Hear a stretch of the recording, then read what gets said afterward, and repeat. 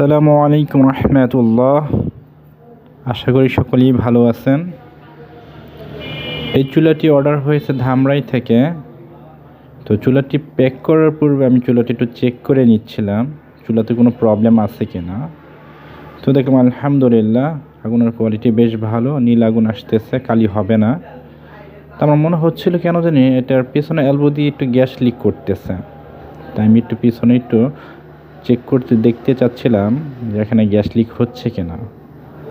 মেজ দিয়ে যখন আমি একটু দেখলাম যে এখানে গ্যাস লিক হচ্ছে এবং হালকা করে পিছনে একটু আগুন ধরতেছে।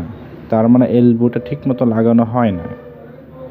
এর জন্য আমি দ্রুত এলবোটা খুলে খুব ভালো করে থ্রেড টেপ দিয়ে পেঁচিয়ে শক্ত করে তারপর আবার এলবোটা লাগিয়ে দিলাম। আশা করছি এবার গ্যাস লিক হবে না। এখন আবার একটু চেক করে দেখতেছি। ঠিক আছে, আগুন আসছে বেশ ভালো। এখন দেখতে হবে পিছনে এলবোটা ঠিক মতো লাগানো হলো কিনা। পিছনের এলবোটা আমি একটু মেজ দিয়ে দেখব যে গ্যাস এখান থেকে লিক হচ্ছে কিনা। না, আলহামদুলিল্লাহ গ্যাস লিক হচ্ছে না।